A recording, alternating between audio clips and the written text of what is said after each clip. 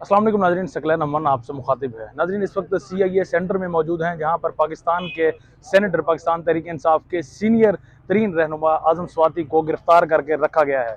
आजम स्वाति का नाजरीन क्या मामला था, आखिर आजम स्वाति को क्यों गिरफ्तार किया गया है, इस पर भी बात होगी।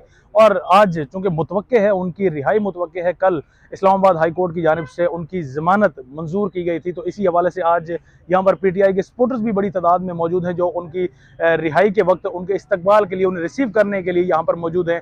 इसके हवाले से भी बात होगी। सबसे पहले नाज़रीन बात कर लेते हैं कि आजम स्वाति को आखिर क्यों गिरफ्तार किया गया, आखिर क्यों 1 माह से जायद आजम स्वाति को जेलों में बंद रखा गया, आखिर उनका कसूर क्या था।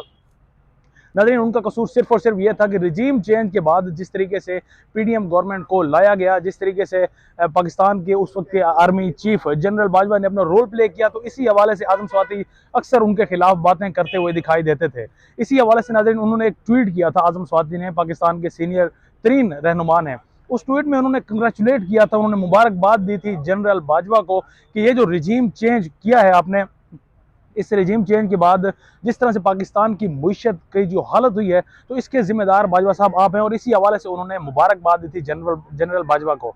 नाज़रीन, यही वजह थी कि आजम स्वाति को इसी सिर्फ एक ट्वीट की वजह से पहले आजम स्वाति को गिरफ्तार किया गया, उनके साथ मारपीट की गई, उन पर तशद्दुद किया गया। इवन जब उसके बाद उनकी रिहाई हुई, रिहाई के वक्त उन्होंने प्रेस कॉन्फ्रेंस में बाकायदा अपने निशानात दिखाए, तशद्दुद शुदा निशानात दिखाए, उनकी उंगलियों पर निशानात बने हुए थे। जिस तरीके से एजेंसियों ने, बकौल आजम स्वाति ने, एजेंसियों ने, FIA सबसे पहले उसमें मुलविस थी, FIA उन्हें गिरफ्तार करने के लिए गई, उनके अपने नवासों के सामने उन्हें मारा पीटा गया। उसके बाद FIA ने उन्हें गिरफ्तार किया और गिरफ्तार करने के बाद उनकी आंखों पर पट्टी बांधी गई। पट्टी बांधने के बाद उसे एजेंसियों के हवाले किया गया, बकौल आजम स्वाति के। एजेंसियों ने उन पर भरपूर नाज़रीन तशद्दुद किया। तशद्दुद के बाद आजम स्वाति को सबसे ज्यादा जो गुस्सा खसूसन जनरल बाजवा पर था, वो सिर्फ और सिर्फ यह था, या अब यूं कह लीजिए कि वो वजह जो आजम स्वाति को दोबारा जेल भेजने की थी, वो जनरल बाजवा के मुतालिक ही थी। वो एक असल में वजह नाज़रीन एक वीडियो थी, एक पर्सनल वीडियो आजम स्वाति की उनकी अहलिया के साथ बाकायदा लीक की गई। उस वीडियो को उसकी आजम स्वाति की बेटी को भेजा गया। और यही जब जिक्र करते हुए आजम स्वाति प्रेस कॉन्फ्रेंस कर रहे थे, तो वो धाड़े मार मार कर रो रहे थे कि मेरी बेटी को, छोटी मेरी बेटी है, उन्हें मेरी पर्सनल वीडियो उनके नंबर पर सेंड की गई है। यानी इस तरीके से इतना भी हमारी एजेंसियां गिर सकती हैं, ये आजम स्वाति का कहना था। उसके बाद नाजरीन आजम स्वाति खुलकर पाकिस्तान के साबिक आर्मी चीफ के अगेंस्ट है, उन्होंने खुलकर ट्वीट्स करना शुरू किए। बाकायदा बास्टर्ड तक के अल्फाज आजम स्वाति ने जनरल बाजवा के खिलाफ इस्तेमाल किए, हालांकि उस वक्त भी जनरल बाजवा आर्मी चीफ थे पाकिस्तान के। उसके वक्त नाजरीन इन अल्फाज के बाद बास्टर्ड के अल्फाज और एक दो और उन्होंने जो ट्वीट्स किए जनरल बाजवा के खिलाफ, इसी बेस पर दोबारा से उन पर मुकदमात कायम किए गए। उन मुकदमात की रो में दोबारा से आजम स्वाति को गिरफ्तार कर लिया गया। लेकिन अब की बार नाजरीन जब आजम स्वाति को गिरफ्तार किया गया, तो इस्लामाबाद में तकरीबन 8 रोज उन्हें जेल में रखा गया। 8 रोज उनका रिमांड मंजूर करके उन्हें रिमांड पर भेजा गया। और उसके बाद जो ही यहाँ से जब उनकी जमानत मंजूर हुई, तो फौरन उन्हें नाज़रीन क्वेटा मुंतकिल कर दिया गया। बलोचिस्तान में भी, क्योंकि आजम स्वाति के बलोचिस्तान में भी उन पर मुकदमात दर्ज किए गए थे। बलोचिस्तान के अलावा सिंध पर में भी उन पर मुकदमात दर्ज किए गए थे, और तकरीबन उन पर मुकदमात की तादाद नाज़रीन 48 थी, जो पूरे मुल्क पाकिस्तान के मुख्तलिफ हिस्सों में उनके खिलाफ मुकदमात दर्ज किए गए। उन्हीं मुकदमात की रो की वजह से नाज़रीन आजम स्वाति को बलोचिस्तान में, खुसूसन क्वेटा में, उन्हें जेर हिरासत रखा गया। क्वेटा से बाद जब वहाँ पर भी उनके तमाम जितने भी केसेस थे, वो तमाम केसेस जब ख़त्म हुए, तो फ़ौरन से पहले क्वेटा से जो ही आजम स्वाति रिलीज़ हुए, सिंध की पुलिस वहाँ पर मौजूद थी। इवन नाजरीन पाकिस्तान एयरफोर्स के तैयारे में आजम स्वाति को क्वेटा से सिंध मुंतकिल किया गया। सिंध इस वक्त पाकिस्तान पीपल पार्टी का गढ़ है। सिंध तकरीबन काफ़ी अरसे से, कई दहाइयों से पाकिस्तान पीपल पार्टी के अंडर है। और पाकिस्तान पीपल पार्टी वो जमात है जो खुद को नाज़रीन एंटी एस्टेब्लिशमेंट के नाम से पहचानना जानती है, जो चाहती है कि वो एंटी एस्टेब्लिशमेंट है, एंटी यानी पाकिस्तान के इन इदारों के वो साथ नहीं मिलती। ये एक बयानिया है पाकिस्तान पीपल पार्टी का।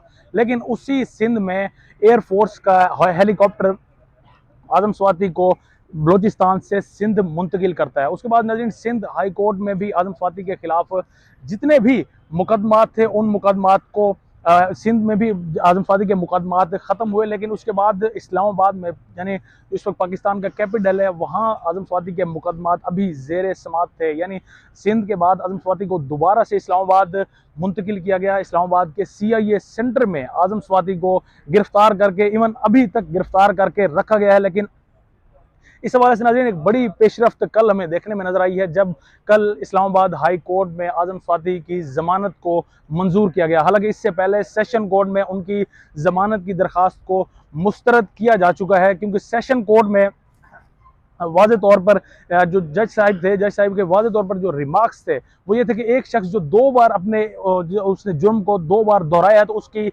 ज़मानत नहीं दी जा सकती। लेकिन कल इस्लामाबाद हाई कोर्ट से उनकी ज़मानत मंजूर हुई, उनका 2 लाख के मुचलके जमा करवाने का कहा गया, और आज तकरीबन उनके 10:30 बजे दोबारा से जो पाकिस्तान तहरीक इंसाफ की इस वक्त कानूनी टीम है उन्होंने हाई कोर्ट का रुख किया और उनके मुचलके जमा करवाए। अब चंद ही लम्हों में आज़म स्वाति की रिहाई तकरीबन मुतवक्के है। इसी वजह से नाज़रीन पाकिस्तान तहरीक इंसाफ के सपोर्टर्स बड़ी तादाद में CIA सेंटर का रुख कर रहे हैं। CIA सेंटर इस्लामाबाद में I9 मरकज में मौजूद है, जहां पर रुख कर रहे हैं। इस वक्त कासिम सूरी भी यहां पर मौजूद हैं, अली नवाज अवान साहब भी यहां पर मौजूद हैं, जबकि PTI के दीगर रहनुमा मुख्तलिफ हिस्सों से यहां पर लोग तशरीफ लाए हैं सिर्फ और सिर्फ आज़म स्वाति को रिसीव करने के लिए। और आज आज़म स्वाति से मुतल्लिक बड़ी खबर यही होगी कि आज़म स्वाति आज उनको तकरीबन नाज़रीन रिहाई उनकी मुमकिन हो सकेगी। आज़म स्वाति का इस वक्त भतीजा भी यहाँ पर मौजूद है, उनका बेटा भी यहाँ पर मौजूद है। बेटा उनका ऑलरेडी बैरिस्टर है, वो भी यहाँ पर आज़म स्वाति का बेटा यहाँ पर मौजूद था।